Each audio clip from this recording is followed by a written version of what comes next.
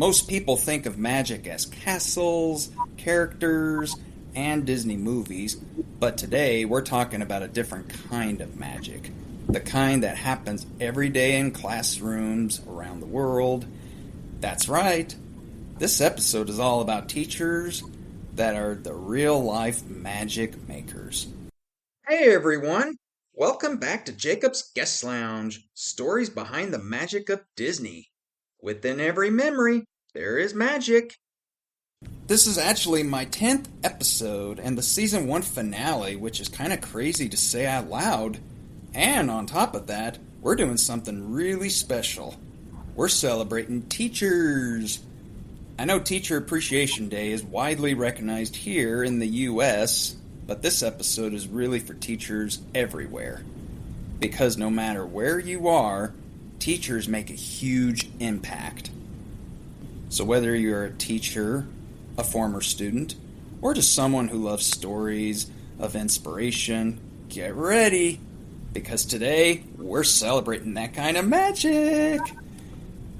And speaking of magic makers, I'm joined today by someone who not only was a teacher of mine back at college, but someone who brings that same kind of magic into the classroom every day.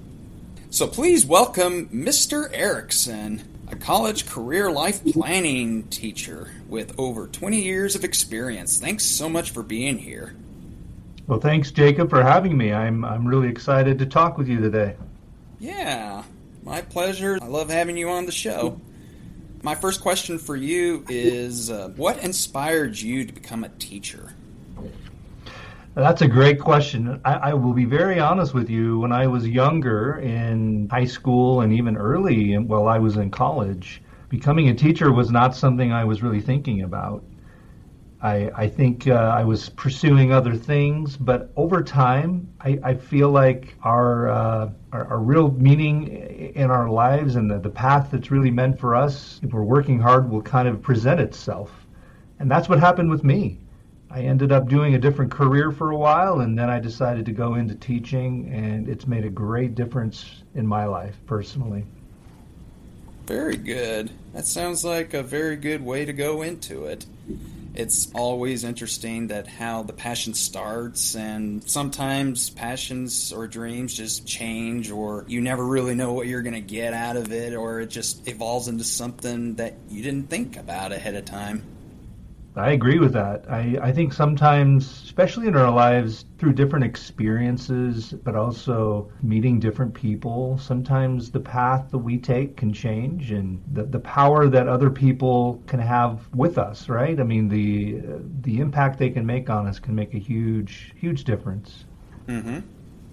Absolutely. I agree. And I am curious, did Disney play any role in your childhood growing up?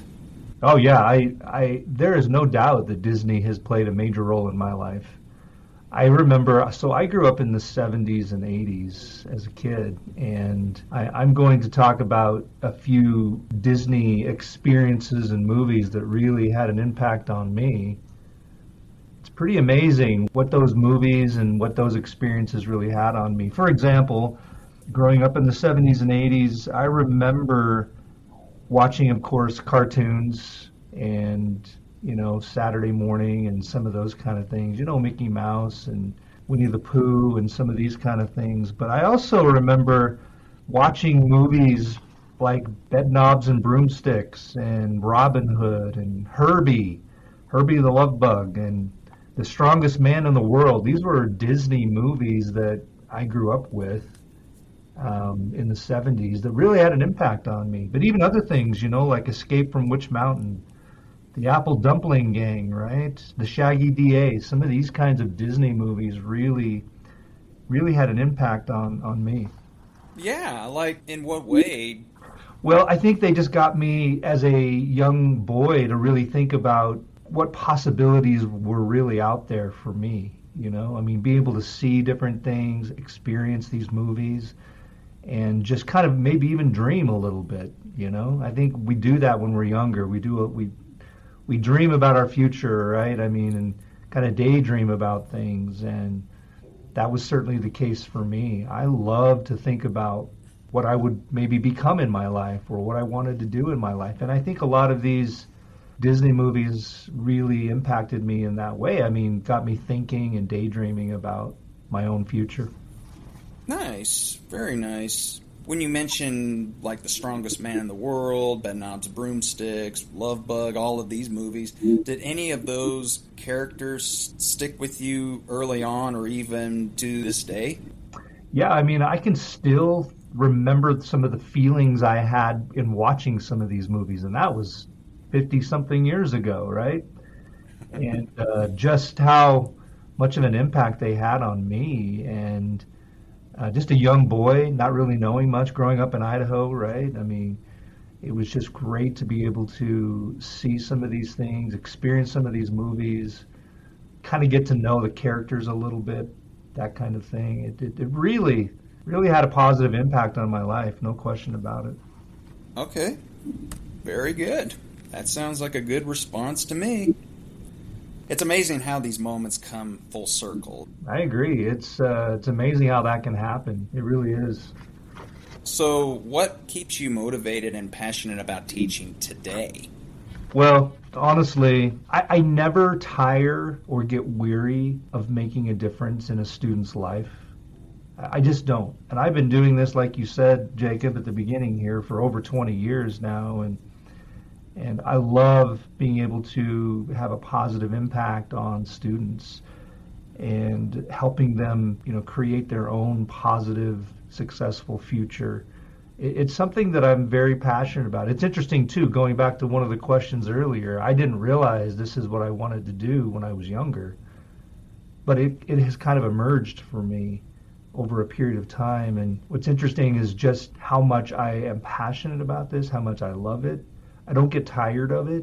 Mm-hmm. I don't get tired of teaching and trying to make a difference for younger students and helping them create a very positive future for themselves.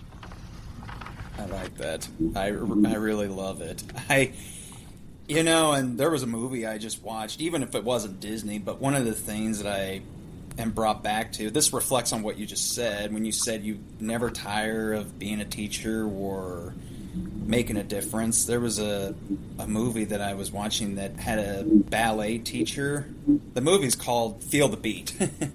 She was saying that she never gets tired of teaching, or even she loves having her own business. So I imagine you probably have that same feeling too, where you feel like you're your own boss because you can do how you want to do it, that as long as it's making a difference in the students' lives. I really agree with that. I think being a teacher and being an effective teacher, there's not just one personality type that is effective with that. It takes all different types of people, genders, ages, passions for different things in life. That's what makes teaching such a wonderful thing, right?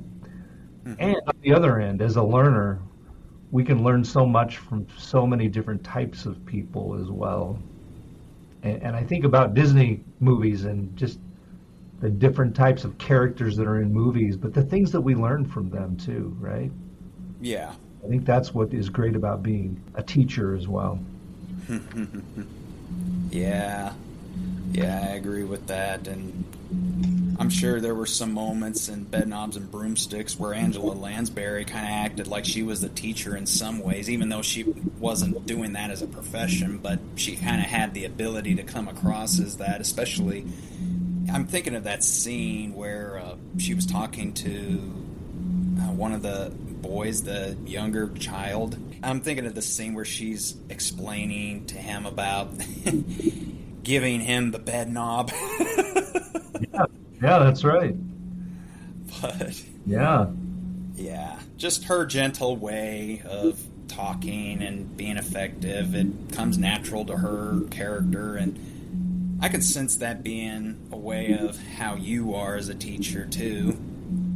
Yeah, well, thank you. Yeah, and I agree. I think Angela Lansbury, she what a great actress, right? And I think even though she wasn't a teacher as a profession, I think through her movies, though, she was a teacher, right? She taught a lot of people a lot of different things through her personality and the way she would speak. Mm-hmm. Yeah, I agree. Yeah, she was one of my favorites.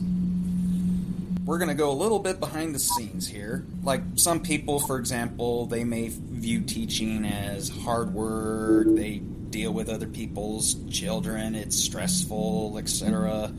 And to some degree, I kind of understand that being the case, but my question for you is that what's something about being a teacher that people don't always realize? Yeah, great question. And honestly, one of the reasons why I got into teaching in college is because I wanted to teach students who were choosing to be there, right? Instead of being forced to be there. And I prefer that. And I prefer to teach adults versus younger kids. Now, I think I could teach younger kids, but I just like teaching young adults is what I like doing. But one of the things that people may not always realize is it is so important as a teacher to be prepared and to plan and to be ready to teach. I think sometimes if we've been a teacher for a long time and we've taught maybe very similar classes or subjects, it can be really easy to just kind of go, oh, I've done this many times, I don't need to prepare. But I think it's really important to make sure you prepare and prepare for the class that you're teaching, because each class can be a little bit different.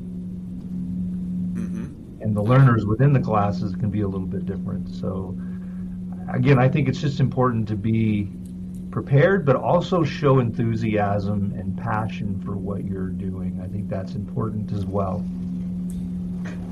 So when you mention enthusiasm and passion, was there something about career and life planning class that got you enthused about that subject the most? And if so, why that over some of the other professions that you could teach?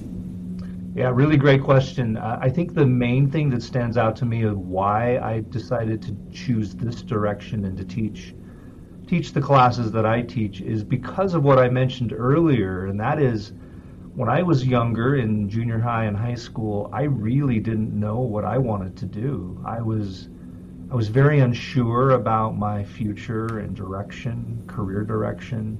And I know that's very common to a lot of younger people, but I really didn't know. And as I got a little bit older, even into high school and even into early college, I became very frustrated that I couldn't figure out what I wanted to do. And it seemed like a lot of other people knew what they wanted to do, and maybe they did, maybe they didn't, but it just seemed like for me I was struggling trying to choose and figure out a career path. So I love being able to help younger adults make that decision and get them on a path that it feels really good to them and they feel very excited about it and it feels like a good fit for them. That's what I like doing what I do.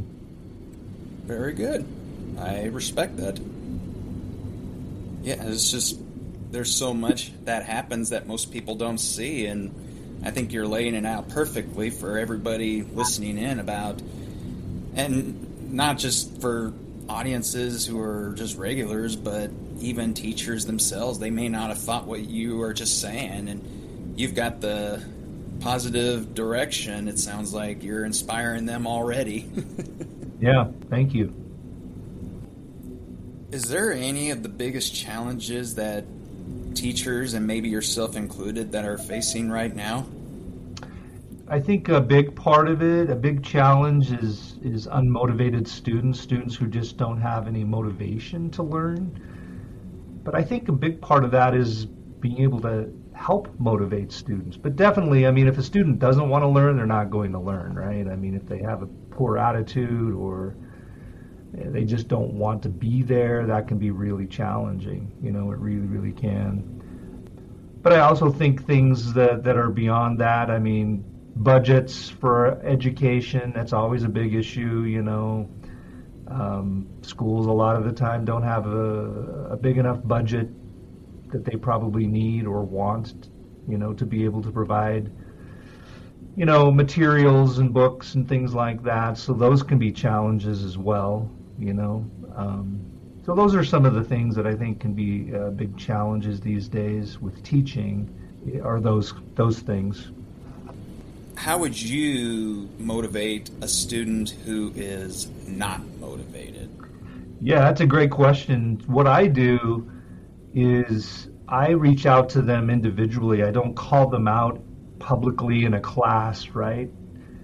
And I never shame a student ever. I don't think that's a healthy or wise thing to do. But what I do is I would just then meet with the student outside of class and just chat with them and talk with them and try to understand maybe what is going on and what I can do as a teacher to help in that process, you know. And I have found that for the most part that can be very beneficial. And sometimes I learn things about the student that I didn't know. Maybe they're going through a very challenging situation, or maybe they have some stresses in their life that I wasn't aware of. And it can just help me see the student in a different way, you know. That sounds very good. Very powerful stuff. Yeah. We have to bring a little Disney magic into this. You already mentioned your favorite Disney movie and why. And you also mentioned which movie has impacted you the most. Oh, I don't know if you mentioned this. Correct me if I'm wrong, but is there a Disney movie that has taught you a life lesson out of the movies you listed, or just others? Well, there are others too, right? I mean, I look back at some of the original Disney movies like Bambi and Dumbo and Cinderella and you know some of those, and then even some that are more recent, you know, like Toy Story series, which my kids love, right? And Cars and Inside Out. You know, some of these kinds of things. And the thing that I think is really important about most Disney movies is that we learn from our mistakes that we make.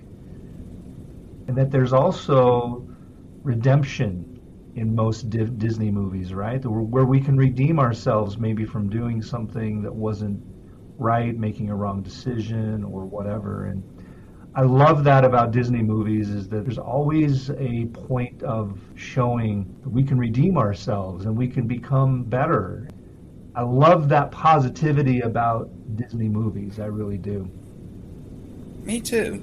I love that as well. And so far, when I think of redemption, my favorite, if any of them, has to be Beauty and the Beast. Imagine being a self-centered individual, or thinking that your entire world revolves around you, and then next thing you know, you get put into a predicament where you're the bad guy kind of a personality, or hideous looking, and then who could ever love such a thing, right? Yeah, yeah.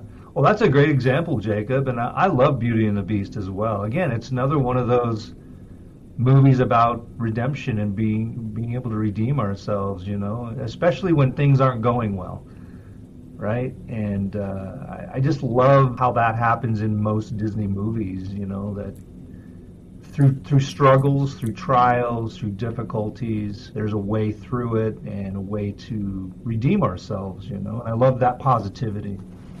Yeah, me too. If your classroom were a Disney movie, which one would it be? Well, you know, that's a great question. My first thought always goes to Monsters University, you know, because that's kind of what I do, right? I teach at a university, and I love that movie. That's one of my favorite movies, just because there's so many scenes and information about college, which resonates with me personally, you know. But I love Monsters University. I don't know. I love the characters in that movie. Again, very much about redemption, about finding ourselves, about learning, growing, developing, overcoming difficulties and obstacles. I just love that, right? I really do. Because I think that really encapsulates what higher education and college is about. Because we all struggle. No one's perfect. And it's just good to know that we can make friends, right? We can be inspired, we can improve and grow and develop. So I love that.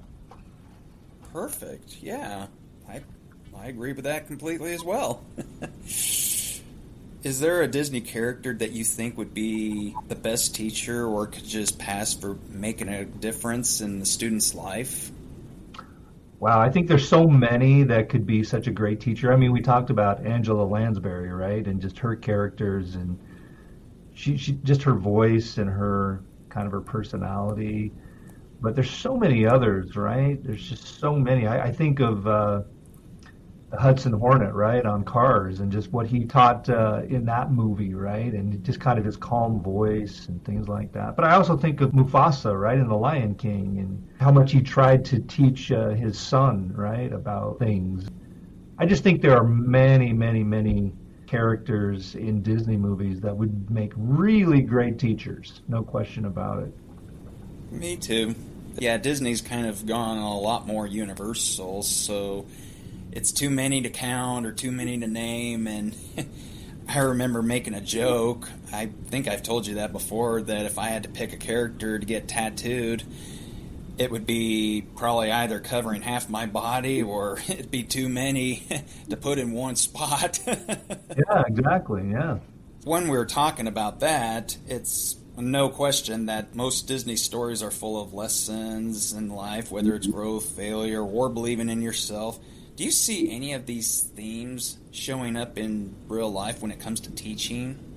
Yeah, I think there's a real parallel between Disney movies and real life, right? Now, certainly in movies are characters and sometimes even cartoon characters, but the things that they go through and the experiences they have, I think are very universal, right? And real to life.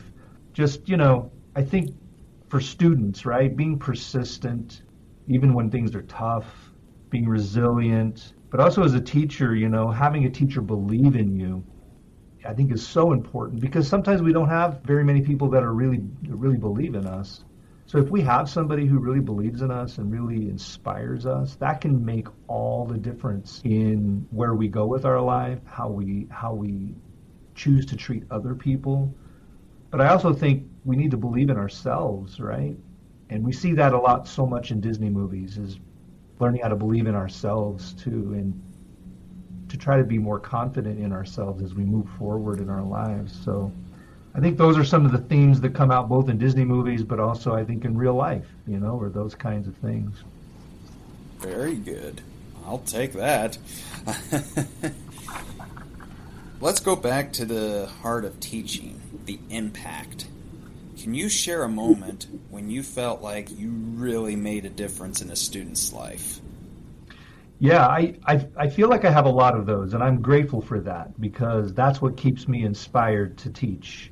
I do keep what I call a thank you file. I have both a digital one and a real file in my desk where I keep thank you notes from students who have reached out and said thank you for my help in helping them with this or that or whatever. And I can tell you that reading those regularly keeps me motivated too, right? Just knowing the difference that I somehow made in some small way for them. But I remember one student in particular, he was in my class and he didn't turn anything in and he had kind of a bad attitude and sometimes didn't even show up to class. And so one time like I was mentioning earlier, I asked him to come meet with me in my office after class, and he did, and he just had a very sour attitude and just didn't care about anything. And I tried to get through to him, but I just don't think I really made much of a difference there. And anyway, he ended up failing the course, and 2 years later, he came to my office one day and seemed like a completely different person. And I said, "What's been going on the last few years?" And he said, I've had a lot of struggles. But he said, "I've often thought back to the class that you taught and the many things that you taught in that class to try to help us. And I want to come back and take your class again."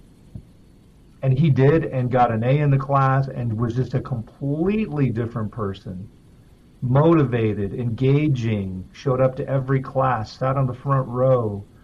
It was just such a major transformation, Jacob, and what happened to him, and I think he just needed some time to grow and develop, and as we've talked, to find himself, and yeah. So that's an example that really stood out to me. Yeah. Yeah, wow, stands out to me too. Wow, I'm speechless. Yeah, yeah. I was like, wow. Yeah, it's those are the moments that really matter, doesn't it? I agree. I agree, and it's I'm grateful to be in a profession where I can, again, even in a small way, try to make a difference, positive difference for someone. You know. I'm assuming that's one of your favorite memories as a teacher, and perhaps it is, but other than that, was there any other memories that you have? Yeah, again, I just love seeing students get excited about learning, right? And get excited about themselves and where they're going with their own lives. I never ever get weary of that. I don't tire of that. And I just love being able to inspire students again, even in some small way. If I can inspire them and help them, that means makes all the difference to me personally. Being able to help them be successful, and as I mentioned before, reviewing those thank you notes that I get from time to time, because we all get discouraged. And when I do, sometimes I reread some of those thank you notes, and it just really it helps me center my life back on why I'm doing what I'm doing, and to continue to do that. So, And that basically means like it means everything to you when students in the small way of how you described it, they show their appreciation in that regard, correct? yeah, yeah, that's why I keep those files. Like I said, is it's just great for me to realize that what I'm doing is helping in some way, and to know that it helped them enough to want to be able to send me a note or an email or whatever, just thanking me, which really it inspires me tremendously to continue to do what I do. Yeah, I I think so too. It makes a difference for you, and even if people did the same thing, sending me emails or reaching out, personal message, just anything to let you know that, yep, you're doing it. Yeah, can be very inspiring to get those for sure. So we're going to do a little quick round here. And what is the funniest thing that a student has ever said or done? There are a lot of things. I could probably go on and on, but one of the ones that a student told me one time, and it was true, is that my dog ate my homework, literally. So I'm like, okay, well, just redo it and submit it to me. But they said, yeah, I was going to turn it in this morning, and I went to turn it in, and my dog had eaten it. So, And here I thought they only said it on TV. yeah, yeah, exactly. Oh my gosh. Now, if you had your classroom become a theme park ride, what would it be called? That's a great question. I don't know. I think I would call it maybe an up and down ride, right? Because life is full of ups and downs, and so is being a teacher, and so is being a learner, right? A student, and it's kind of like a roller coaster, right? Sometimes it takes a while to get up to that peak, but then sometimes the learning and the experiences can go really fast too, and really thrilling kind of things as well. So I would say something along those lines. Very good. I like that. Yeah, maybe just roll with things the best we can, because there's going to be ups and downs in life, right? There just will be. So Up and down ride or roll with it would be probably good names. yeah, I like it. I like it. And do you like your coffee or tea during the school day as an energy juice? Well, I don't really drink either one. I'm more of a water guy, and the reason why is I feel like I need to stay hydrated, and I just prefer water. I drink a lot of water throughout the day. Very good. Yeah. Me too. You know, when you really step back and think about it, teaching is its own kind of magic. Would you agree? I would agree. I would definitely agree with that because if we think about it, we being a student, we want to learn and we need to learn. It's the only way we grow and develop, right? And I always think that learning is about improvement, improving our own lives, and to never stop learning. I think it's really important to be a lifelong learner, right? And never ever tire of learning. Even if we're older and we're even retired, it's a great time to continue to learn and grow and develop.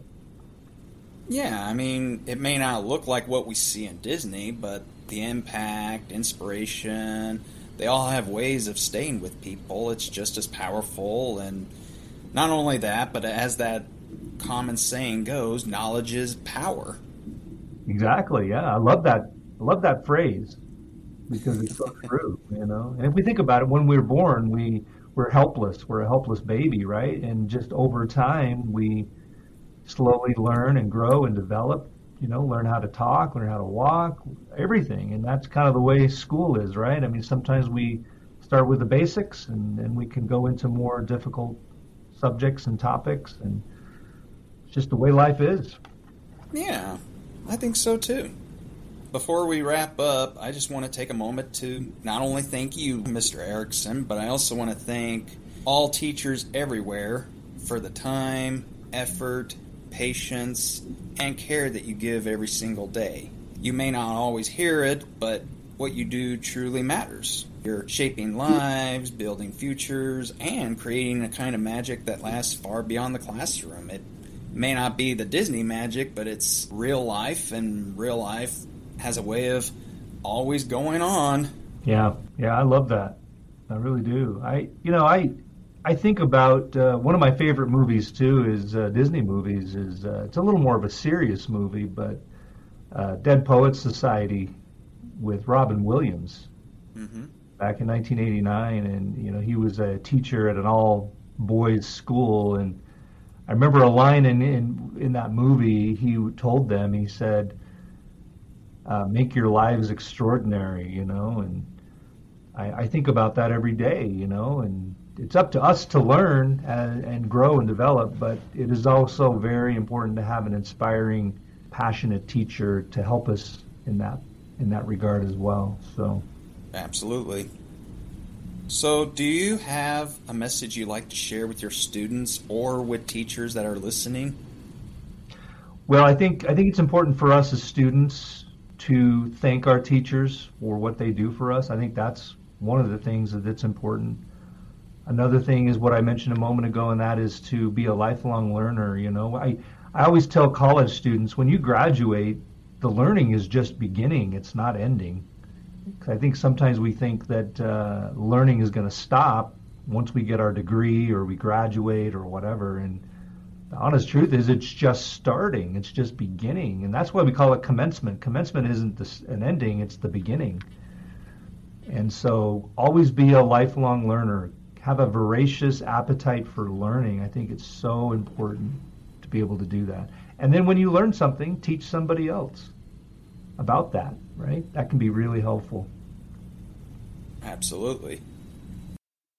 We've got a poll up for this episode. Who's had the biggest impact on your life as a teacher or mentor? Go vote and tell me why. And that brings us to the end of today's episode and the end of season 1. I just want to thank everyone who's listened and supported this journey. It really means a lot. And to everyone listening around the world, thank you. Now, even though this is a season 1 finale, I'm not quite done with the magic just yet. I do have a special bonus episode coming your way. It's my second magical month, and this one is going to be all about Mother's Day. So stay tuned for that. And after that, we'll be getting ready for season 2. Don't forget, Mother's Day will be premiering next Tuesday. If you want to tell us about the Disney movie that means the most to you, or even be a future guest on the podcast, it's super easy. You can reply by email. Just send me the name of your favorite movie, which is loungewithjacob@gmail.com, or you can fill out the quick Google form. Share a little more if you like. All you got to do is just click here to submit on the link in the episode description. Your story could be featured on the show, and I can't wait to hear it. And if you enjoyed today's episode, please follow the podcast and leave a 5-star rating on Spotify or Apple Podcast. And speaking of Apple Podcast, if you have a moment, write a quick review, and your feedback will help the show grow even more and reach more listeners who love Disney stories just like you. Thank you for supporting the podcast. It means the world. And until next time, keep the magic alive, and I will see you all back here in the lounge.